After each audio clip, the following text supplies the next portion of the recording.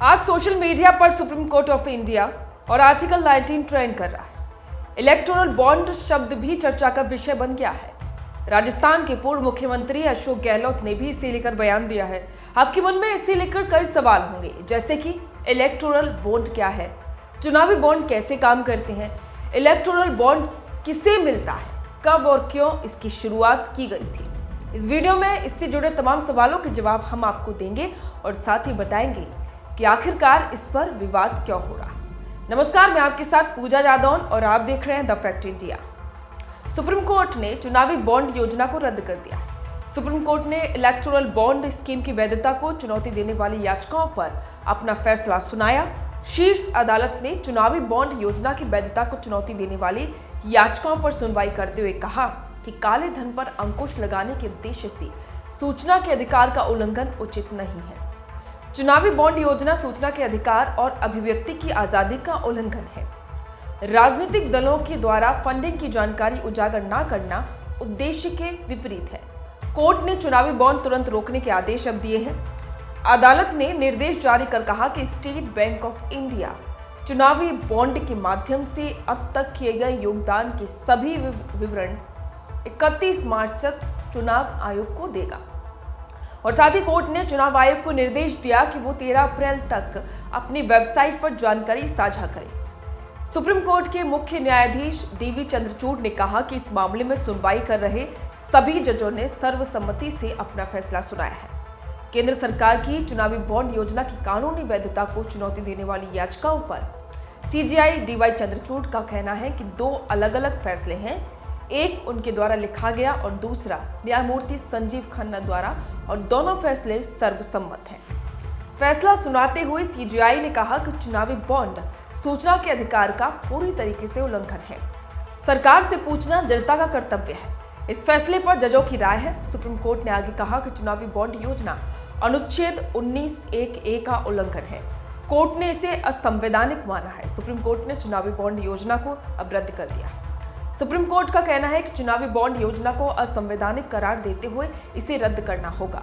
Electoral bond की हम बात करेंगे, लेकिन उससे पहले राजस्थान के पूर्व मुख्यमंत्री अशोक गहलोत का बयान आप सुन लीजिए। सर, इलेक्टोरल बॉन्ड्स पे वापस से जो हलफनामा दिया है सुप्रीम कोर्ट ने, उसके बारे में आपका क्या कहना है, क्योंकि पहले वो विवाद का विषय रहा है। देखिए,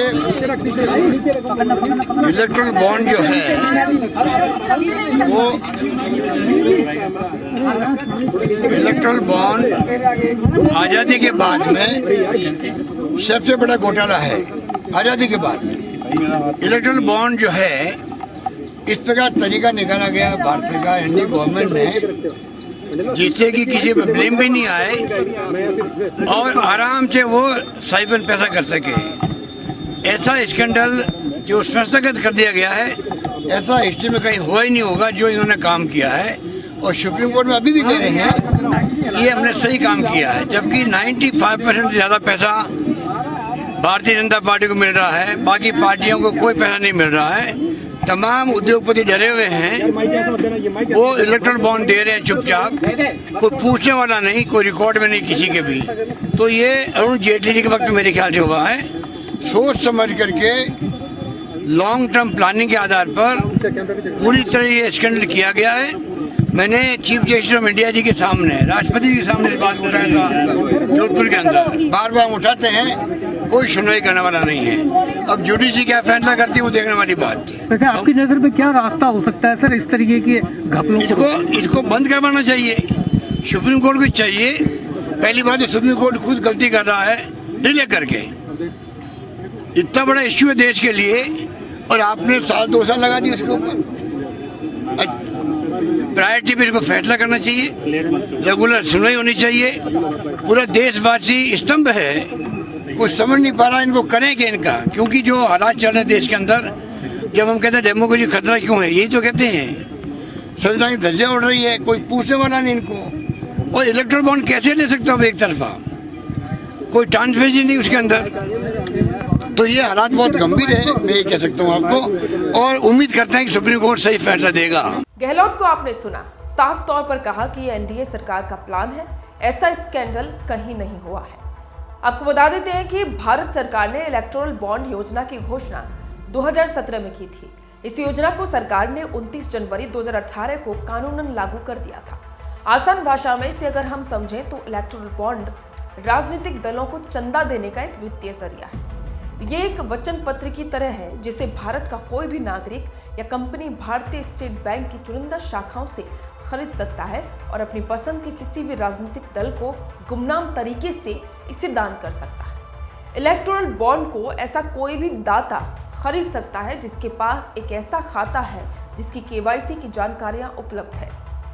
इलेक्टोरल बॉन्ड में भुगतानकर्ता का नाम नहीं होता है। योजना के तहत भारतीय स्टेट बैंक की निर्दिष्ट शाखाओं से 1,000 रुपए, 10,000 रुपए, 1 लाख रुपए, 10 लाख रुपए और 1 करोड़ रुपए में से किसी भी मूल्य के इलेक्टोरल बॉन्ड खरीदे जा सकते हैं। चुनावी बॉन्ड्स की अवधि केवल 15 दिनों की होती है, जिसके दौरान इसका इस्तेमाल सिर्फ जन प्रतिनिधित्व अधिनियम के तहत पंजीकृत राजनीतिक दलों को दान देने के लिए किया जा सकता है। केवल उन्हीं राजनीतिक दलों को इलेक्टोरल बॉन्ड के जरिए चंदा दिया जा सकता है जिन्होंने लोकसभा या विधानसभा के लिए पिछले आम चुनाव में डाले गए वोटों का कम से कम 1% वोट हासिल किया।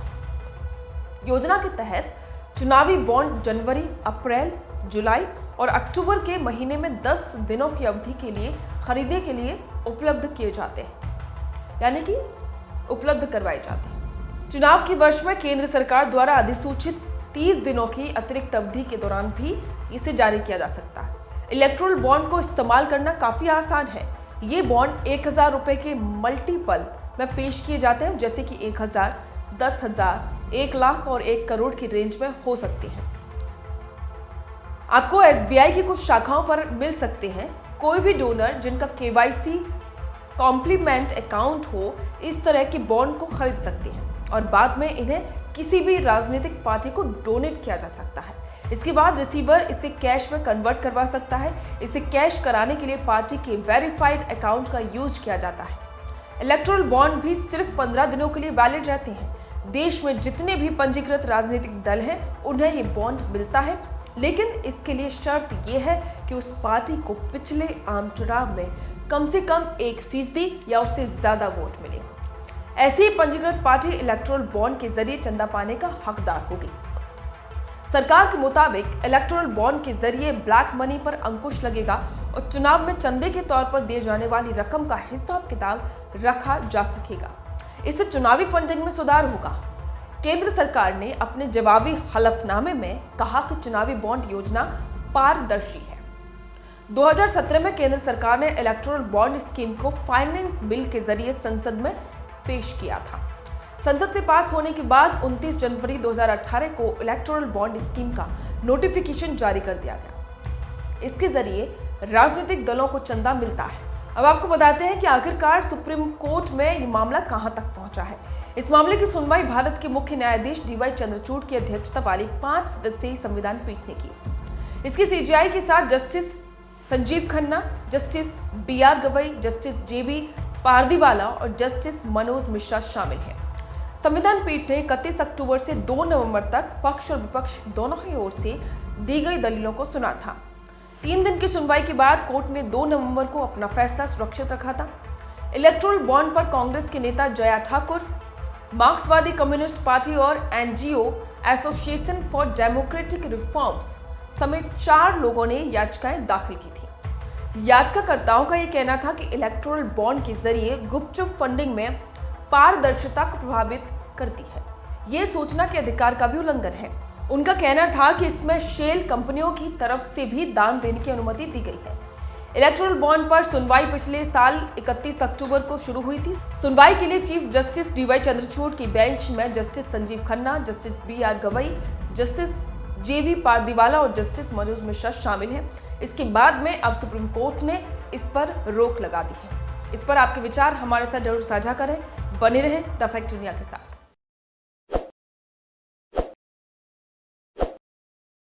ताज़ा खबरों के लिए विजिट करें द फैक्ट इंडिया की वेबसाइट और डाउनलोड करें द फैक्ट इंडिया ऐप।